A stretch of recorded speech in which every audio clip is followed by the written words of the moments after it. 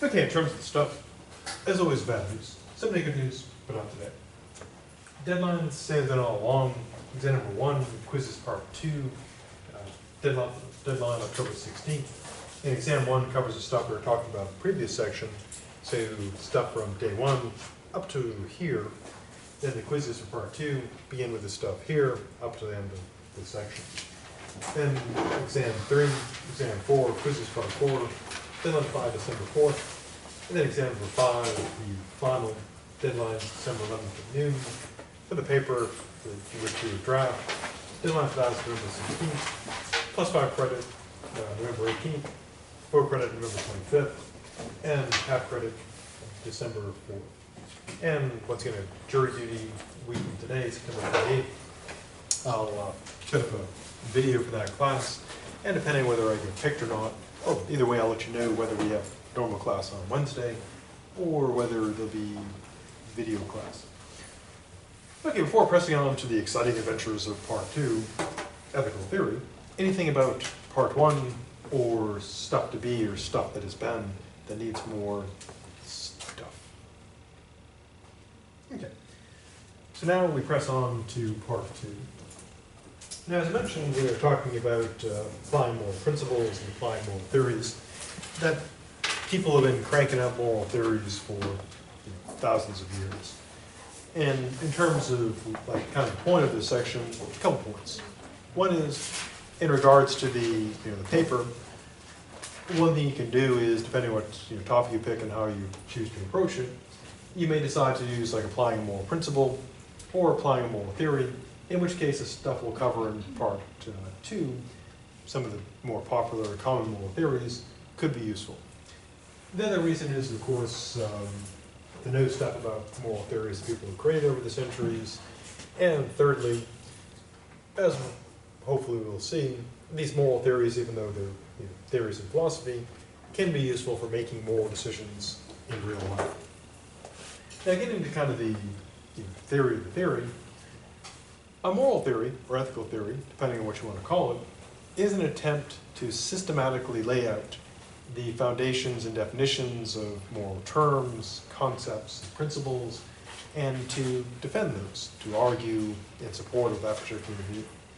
Now, you're probably familiar with theories that occur in the sciences, things like theory of gravitation, theory of evolution, or economic theories of various types.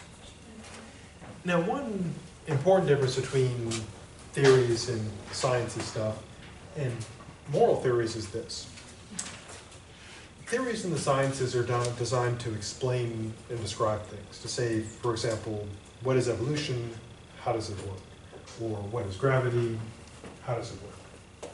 In the case of moral theories, they're trying to do that part, trying to say, what is morality, how does it work?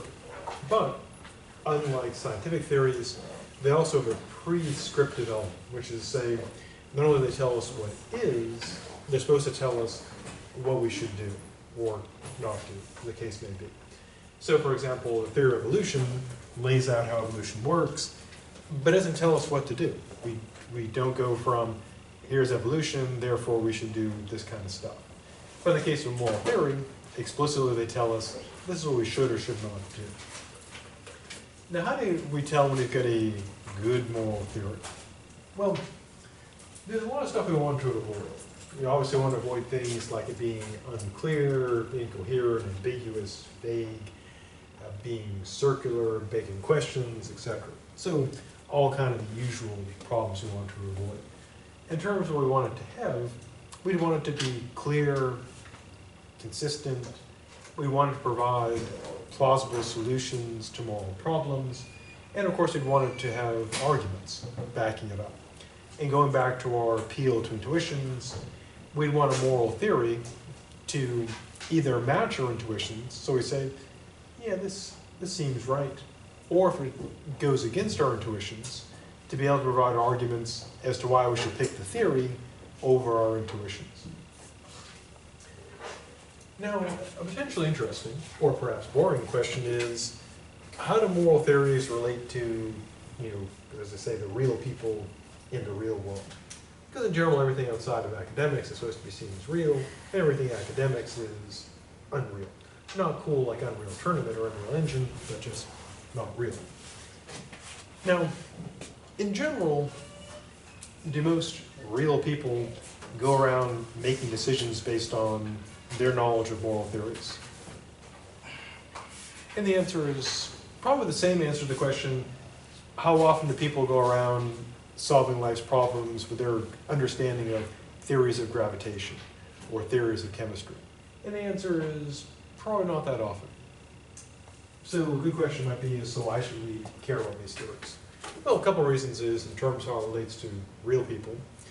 One is that even though people typically won't say, I'm applying, Kantian ethics here, or I'm applying utilitarianism, or I'm a relativist, even though people typically don't say that, unless they've had philosophy classes, people do actually use things that fall under moral theories. For example, people might say things like, we need to look at what's the best good for the most people in the community. And they may not know it, but they're being utilitarian. Or someone might say, yes, although there may be many great and wonderful consequences from this, there are some things we just shouldn't do. And they may not realize it, but they could very well be a deontologist. Or when someone says things like,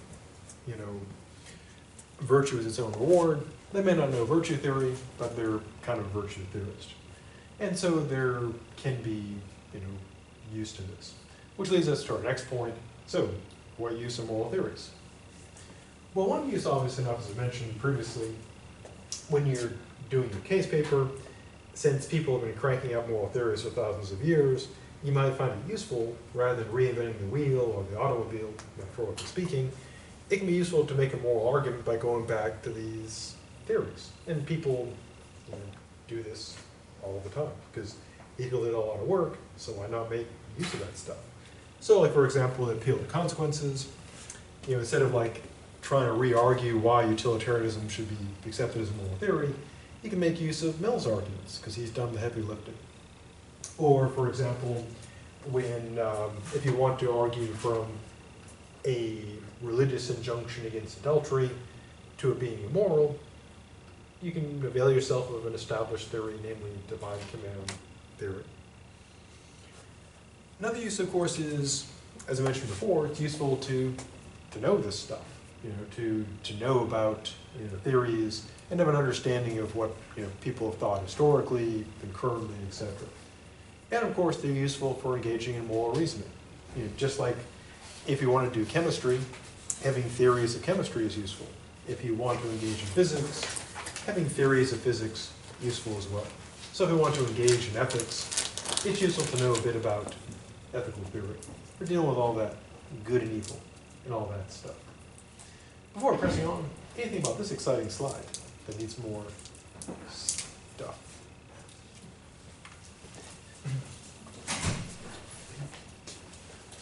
Now, when it comes to doing the moral theory stuff, there are kind of like rules for the game, so to speak. And there are certain things that are assumed that moral theories are supposed to do, although, since this is philosophy, there's not total universal agreement. People debate about this stuff. Now, one thing that everyone except for the moral nihilist agrees on is that moral theories are prescriptive. They have prescriptivity, which is kind of a fancy way of saying they try to tell us what we should do and shouldn't do.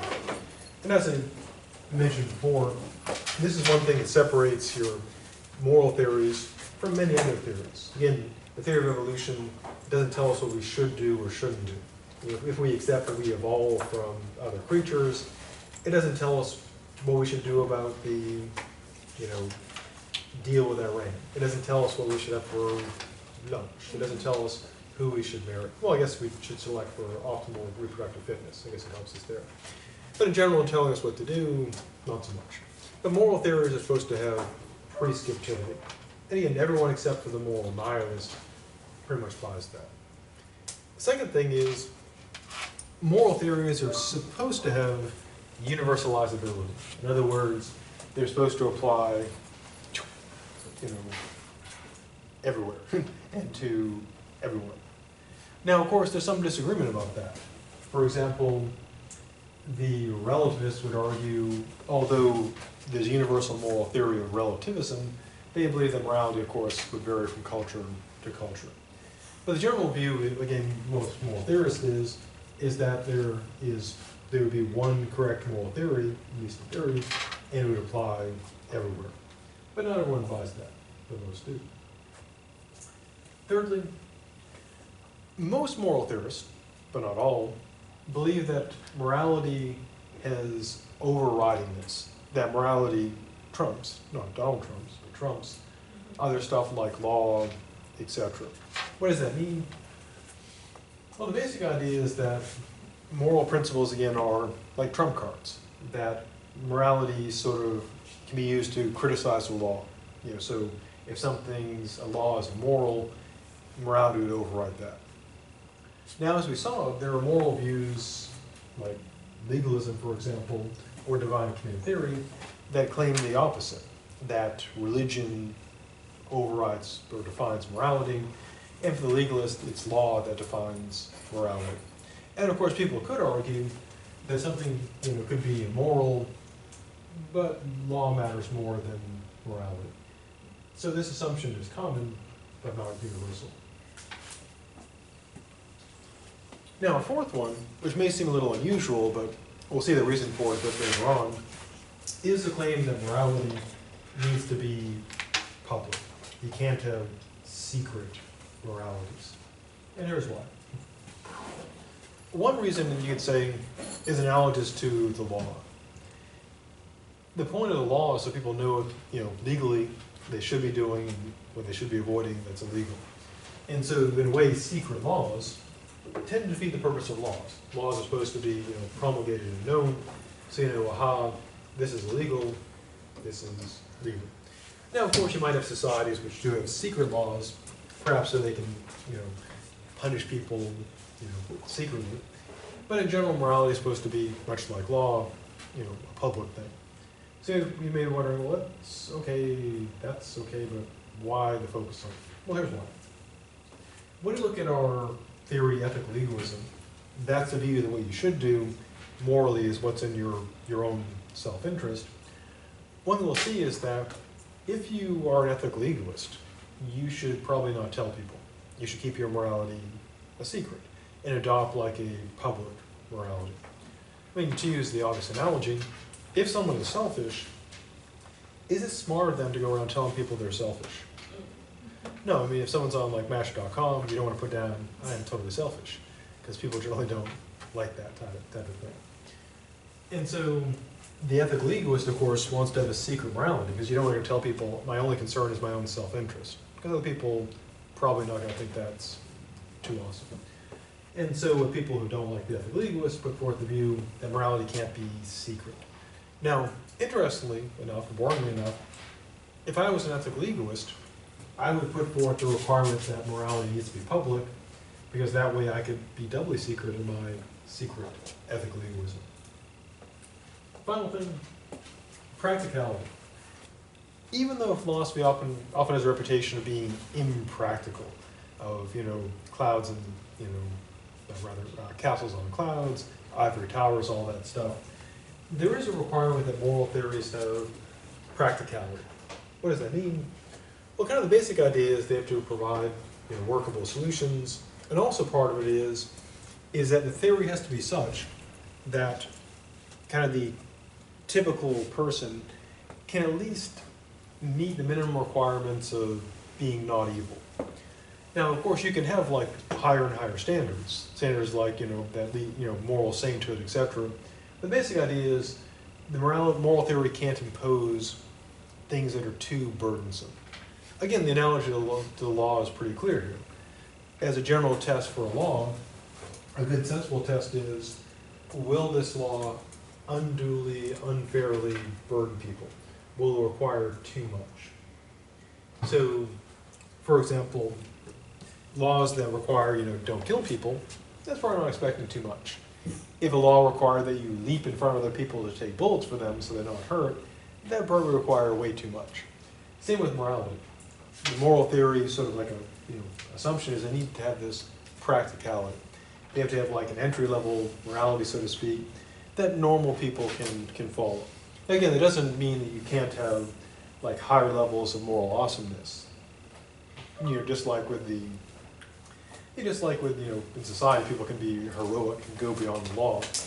But the idea is it needs to have this practicality. Before pressing on, anything about any of this stuff?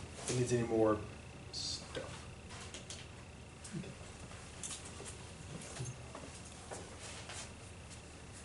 Now we turn to our first exciting theory, which is one of the oldest moral theories, and it's known as virtue theory. It's all about the virtue. Now, basic idea is this. Virtue theory, to put very generally, because we'll get into more detail about it in a bit, is the view that morality is a matter of, primarily of character, having certain qualities, personality, etc. Specifically, and obviously not the virtues. So the idea is that people should develop their moral and non-moral virtues and avoid vice. Now, a lot of famous people, mostly famous dead people, have endorsed this view. We'll look at two of the most famous. First, our good dead friend Confucius, Chinese great thinker, died a long time ago, still live today. We'll also look at our good dead friend Aristotle, he's Greek, wrote a lot of stuff, died, still live today. There are also some modern virtue theorists. They're famous philosophers. And of course, being famous in philosophy today, it's like being famous at curling. Curling, anybody know what curling is? I don't mean like, doing some curls with a dumbbell. Yeah, it's kind of. Yeah, they take the stone and they throw it on the ice and sweep. You might have seen like occasionally if you're like flipped to the chairs, you're like, what the hell is that? And that is curling. But the idea is basically you take a stone, especially special stone. You can't just use any rock. It's got like a handle on it, and one person goes and throws it. And the two people sweeping the ice. And it's actually an Olympic sport for real. And there's somebody in the world who is a gold medalist in curling. Can anybody name that person? I cannot. Google knows. Google knows. You can Google it. Google will tell you in 2 seconds. So being a famous philosopher is kind of like being famous in curling. You know there's somebody who's the best in curling. You don't know who it is, but you know there is. Likewise, there are famous philosophers, but no one knows who they are, at least modern ones. Dead guy, yeah. Everyone knows Plato, Aristotle, Descartes. But the new people, yeah, there's philosophers. So why do people like virtue theory? One reason is that it's intuitively plausible. If you ask people, well, should you be virtuous? And most people will say, sure. And are we supposed to avoid vice? Typically, yeah. Well, occasionally.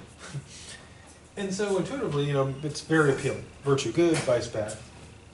It also seems to be something that is widely accepted. If you look pretty much any culture, people praise virtue, and they praise very similar virtues. We praise, courage, generosity, honesty, integrity, and we regard as vices, pretty much universal. We regard, gluttony, cruelty, pride, sloth, etc. as, 7 deadly sins as viceful. So it's got a fair amount of appeal to it. Also, as we'll see in a bit, virtue theory tells us this is how to be happy. And happiness is a good thing. Now, we'll begin with our good dead friend Confucius, using photorealistic rendering to produce this high-quality image of Confucius. Little background for him. He was born in 551 BC and died in 479 BC, and is of course still dead today. He lived in the state of Lu, in what is now known to us as China. Now, back in his day, China was not didn't have the name China, obviously, because that came much later, but it wasn't unified into one country.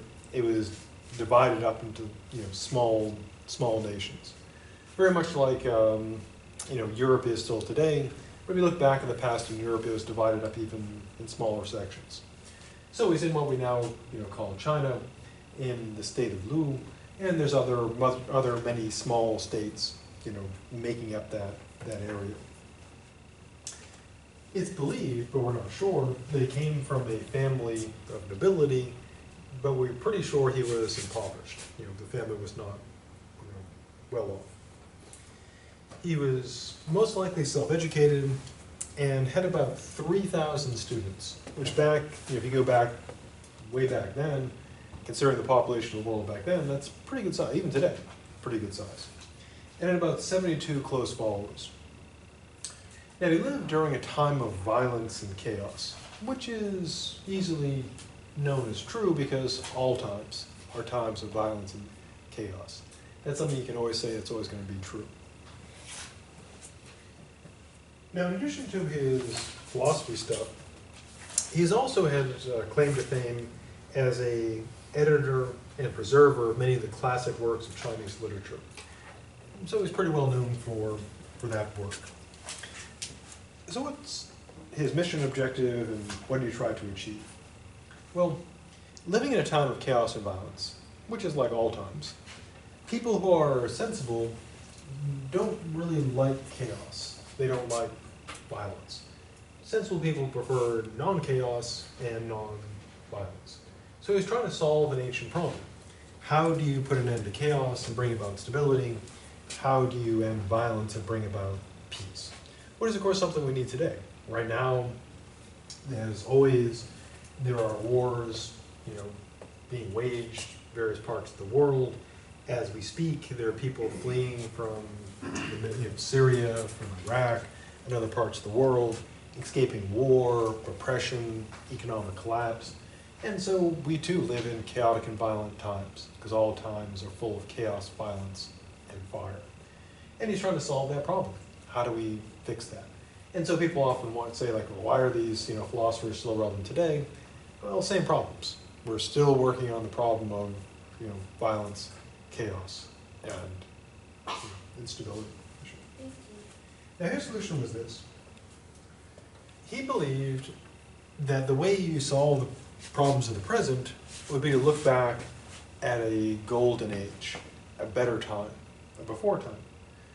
And he took old rituals and values and hoped that they would revive society. Now, this approach is still something that's used today. For example, in politics, you'll often hear politicians, typically, not surprisingly, conservative politicians, talking about returning back to traditional family values. In similar, in many ways, Confucius is kind of the original traditional values kind of guy, because he proposed the same solution. We're in a time of chaos and disorder. What we need to bring about order is to get the old values, revive them, and bring things, about in terms of order. Now he also, in terms of his inspiration, he looked back at the legends of the ancient sage kings, most especially the Duke of Zhou, who died around 1094 BC. So he's not only dead, he is super dead.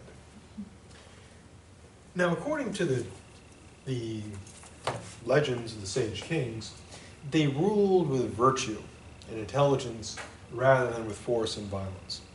So again, he's using something that is still used today. The idea, again, is to appeal to a golden age where things were good. And to bring them back, you bring back the values of those times, and you refer to the legends and heroes of that time. And again, this is something that's still done today.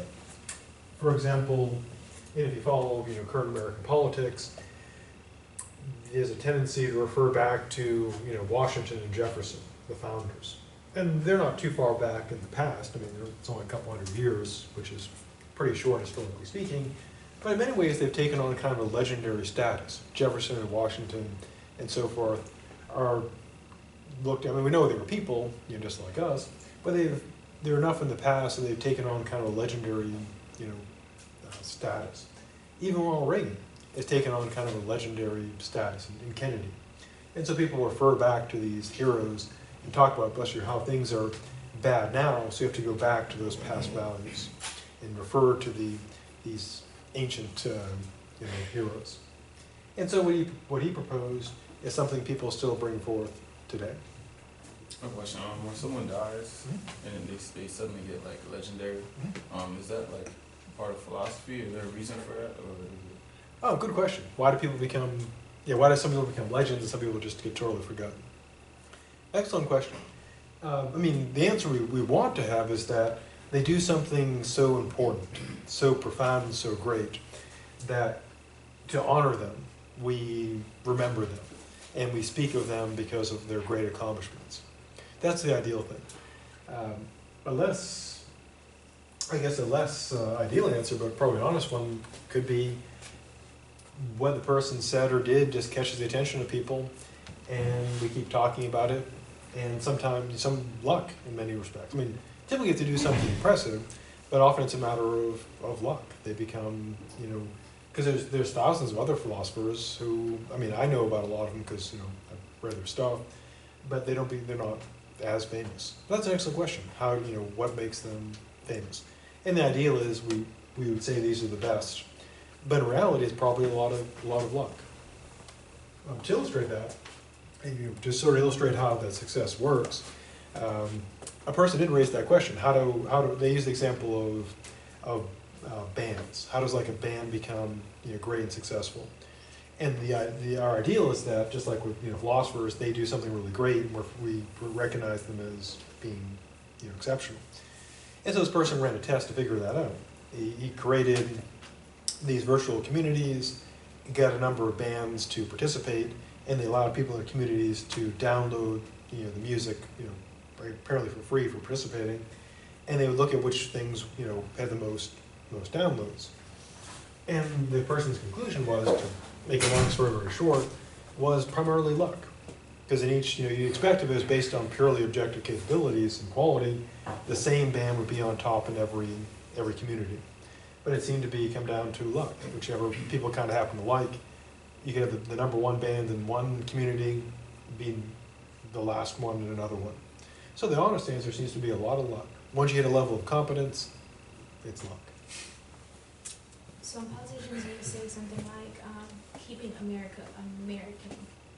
It's kind of taking me back, what you're saying, like something what Confucius would say, Yeah, but are they twisting it and saying? Yeah, an excellent question, because you're exactly right. If someone says, keeping America America, our traditional values, that would seem, an appeal to a past and virtues.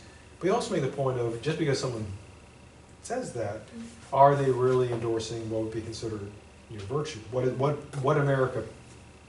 of America's past are they bringing back, and are they really advocating virtue? Excellent question. Yeah, so if someone says, argues that we need to go, bring forth the values of like liberty and freedom and justice and equality, yeah, those are good things. But if someone wants to roll us back to like, the 1700s, there are a lot of bad stuff there. So you might not want to go back to that. But yeah, very good question. I was looking at some of these quotes from Confucius, and some of them seem familiar with other philosophers. So I was wondering, what makes their quotes specific for that person? Is it the people who just write down things you may have said, like in a speech or something, or is there like a certain process of like getting your quote copyrighted for just you? Oh, how like it's attributed to you and not others? Well, in terms of the copyright stuff, copyright law is actually pretty relatively new.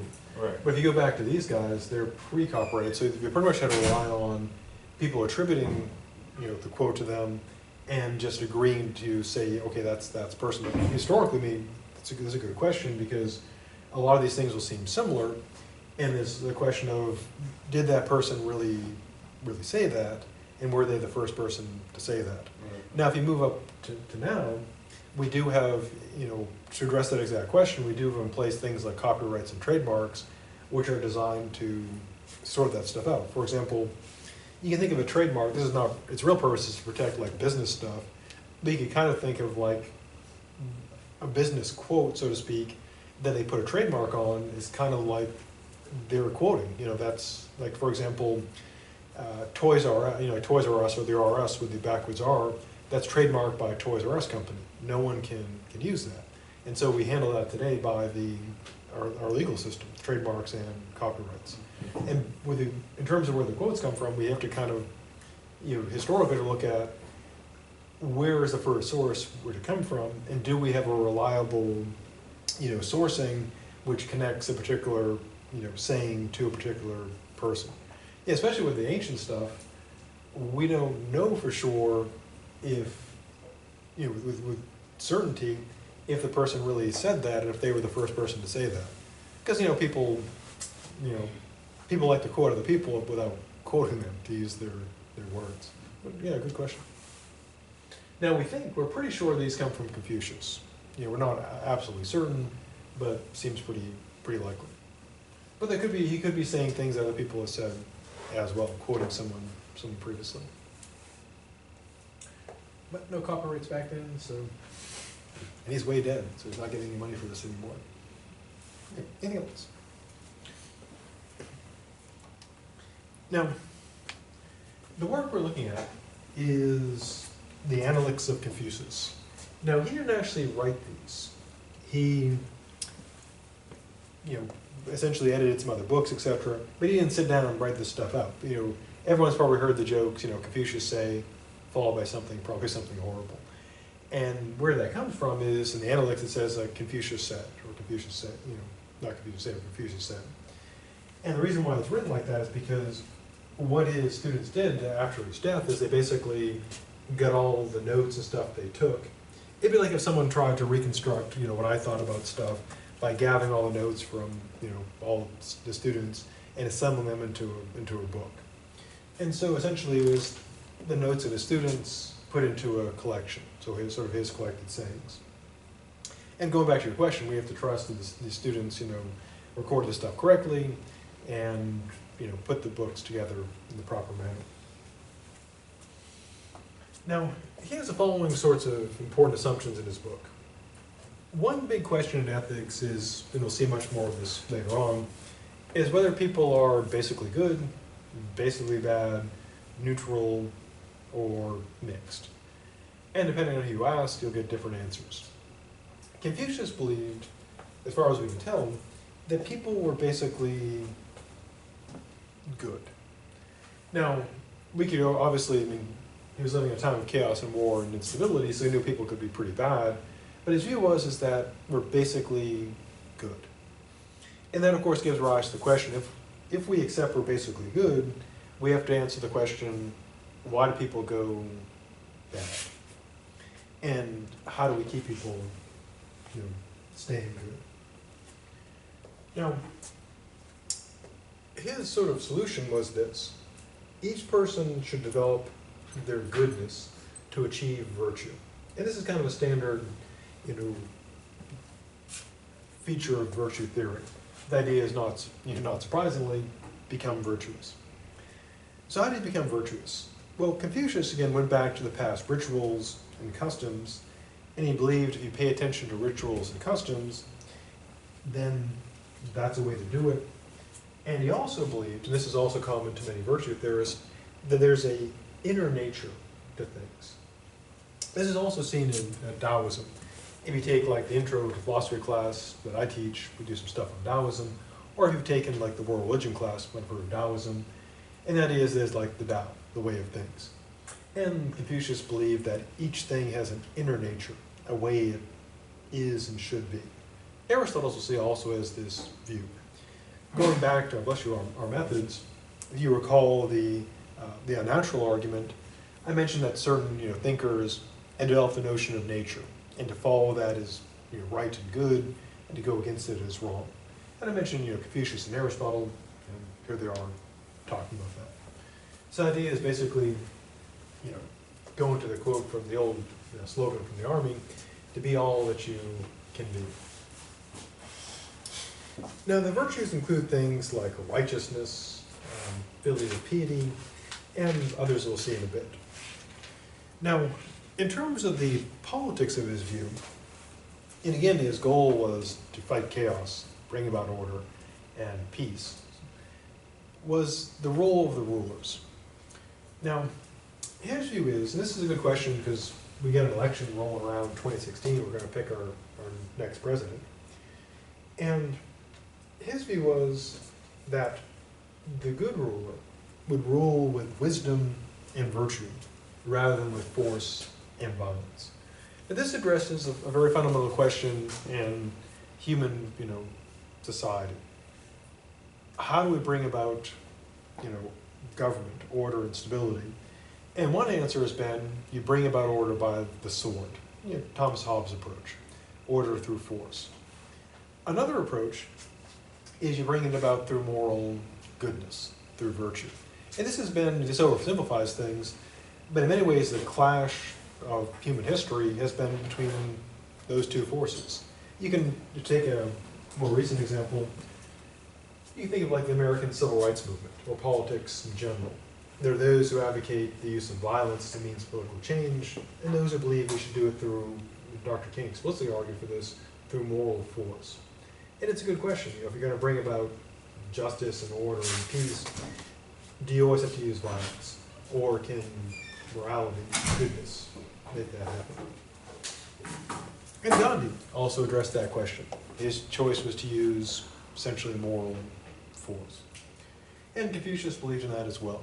But it's a very practical question. So if you believe that moral force is the way to bring about a better world, you'd want to vote for, in terms of picking the candidate and who you vote for, you'd want to vote for the best person, literally, someone who is wise and good, and not prone to violence. So, kind of interesting practical question. Is goodness a way to bring about order and peace? And should we pick our rulers based on how good they are? Or is it going to be force and violence? And we'll see in the West, a view put forth by Thomas Hobbes. His view is that you have to use compulsive force, the sword, to establish order. So what impact did Confucius had before he died? Well, like many great thinkers, and going back to the question raised earlier, how do people become known and famous? In his own time, he did not have a huge impact. So it may be surprising that now, we're talking about him, many, over 1,000 years later, and still talking about him. One interesting thing about history is often what you find is the people who are super famous, at the time, often are the ones that are sort of ironically forgotten. For example, I'll use an example from the arts. During Van Gogh's time, the story goes that Van Gogh couldn't sell his paintings. Apparently, his family would buy them. Basically, they would be sort of okay, Van Gogh, okay, here's some money. Okay, I'm buying one of your paintings. Kind of a family thing. But of course, now Van Goghs are worth millions. If you found, it used to be that the joke goes that Van Gogh tried to buy drinks with paintings, but people wouldn't accept them because they weren't worth anything. If you found a Van Gogh, you could buy your whole company. You could buy a bar, whole chain of bars. So, and the people that were famous, many of the famous artists then, you'd be like, who? I remember reading articles about Van Gogh. I remember Van Gogh, and a lot of other artists are mentioned, but I don't remember them because they're not famous now. Now, so in his own time, not a lot of impact. But here's how Confucius had his path to fame. They eventually achieved dominance in Chinese thought. And of course, the good question is, why does that happen? Is it because they're the best, and they, in a sense, earn their place? Or is it just like luck? Just happens to be a fad, catches on, it sticks, gets adopted, or is it merit or luck? Which is a good question about anything in terms of success. They were made orthodox during the Han period from 206 BC to 220 AD, and eventually they became the basis for the Chinese civil service professional exams. And it endured until 1911 when the communists took over. But even though it's no longer the official philosophy of China, thanks to communism, it's one of the big, philosophies. You've got communism, of course, a version of it, Maoism, and if you've got Confucianism, still a major factor, and of course you have Taoism. And since we owe the Chinese billions upon billions of dollars, it's probably good to know a little bit about Chinese philosophy. Now, before going to the readings, specifically the Analects, anything about the Confucius? the background that needs more stuff. Okay, so this guy said a lot of stuff, wrote a book about him, he died, still dead today. Now, one thing about much of Eastern philosophy, in contrast to ancient Western philosophy, is kind of the approach to how to do philosophy. As we'll see, we look at our good dead friend Aristotle. Aristotle argues pretty much every point. He's got a point, he argues for it. He might have several arguments for his point.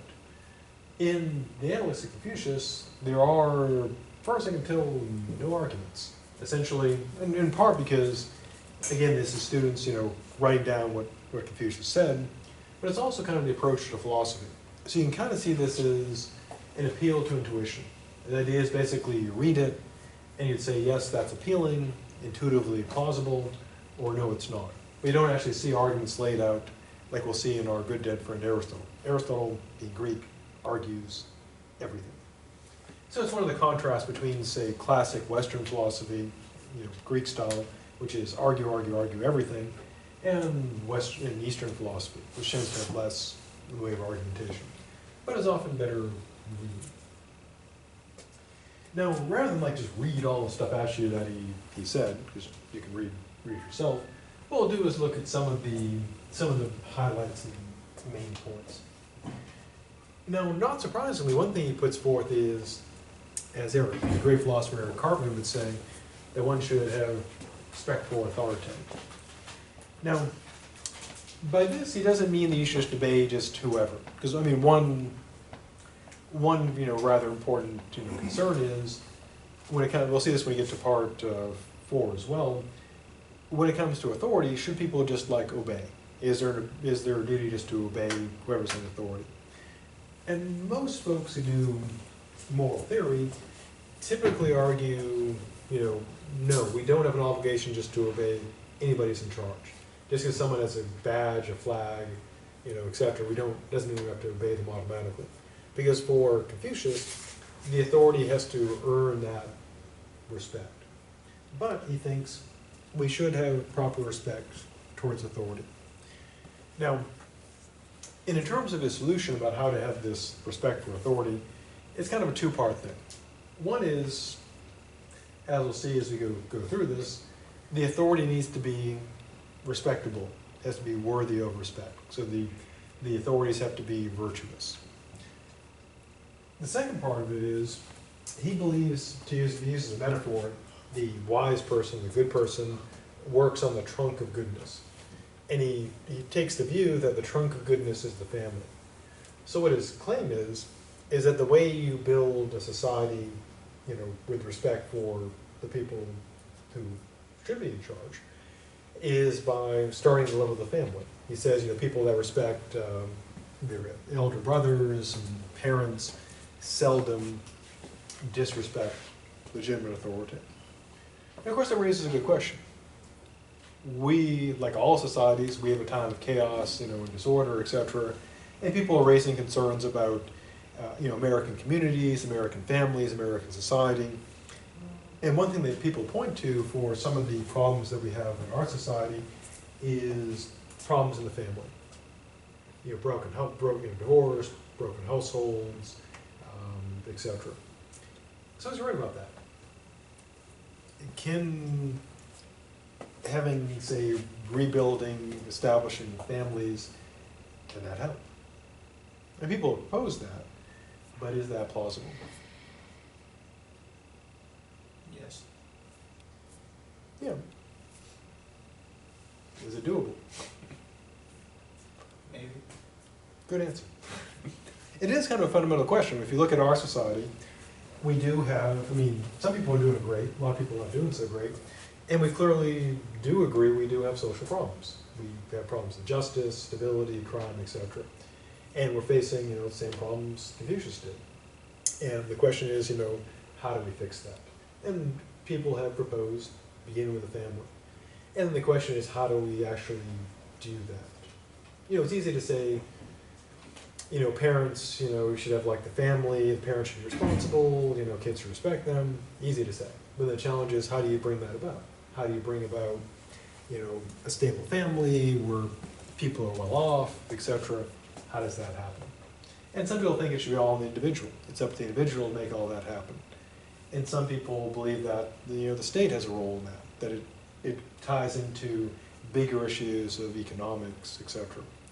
And again, with the election of 2016 coming up, the various candidates, we have the Trump, we have Ben Carson, never forget the Donald, and we've got Jeb Bush, who once ruled the state of Florida, and then the Democrats, we've got Hillary Clinton, Bernie Sanders, possibly Joe Biden, and they're all saying different stuff, and they're trying to address this same points of problems that Confucius did.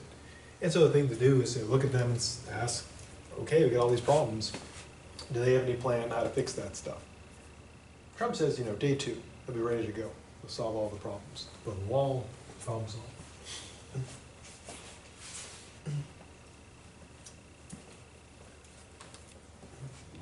So what are some of the duties of young people? Now, one thing you might probably notice about Confucius is he talks a lot about like elder brothers, men, etc. And that's because, well, as we'll see as we go through his theory, kind of sexist. It essentially is embedded in a very traditional, male-dominated society, which raises an important question: is virtue theory like inherently sexist? And the answer is no. So why do virtue theorists often talk about like a young man's duty as opposed to a young person's duty? Well, typically because they lived in sexist times, like today, in all times. But there's nothing inherent to virtue theory itself that requires it just be, sexist or just for men only.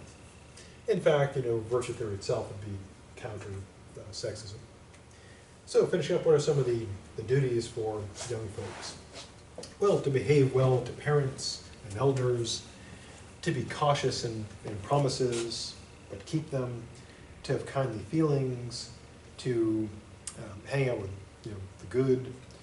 And in terms of sort of like proper ways to behave, would be being courteous, and even as advice for people in power, to give people more than they're due when providing for the needs of the people, basically be generous, and when extracting services from the people, to be just.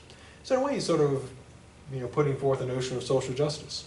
Provide people, be generous with the people, and don't take too much from them. So next time we'll head to talking about goodness and some more stuff. So have a virtuous rest of the day, and next time we'll do more virtue.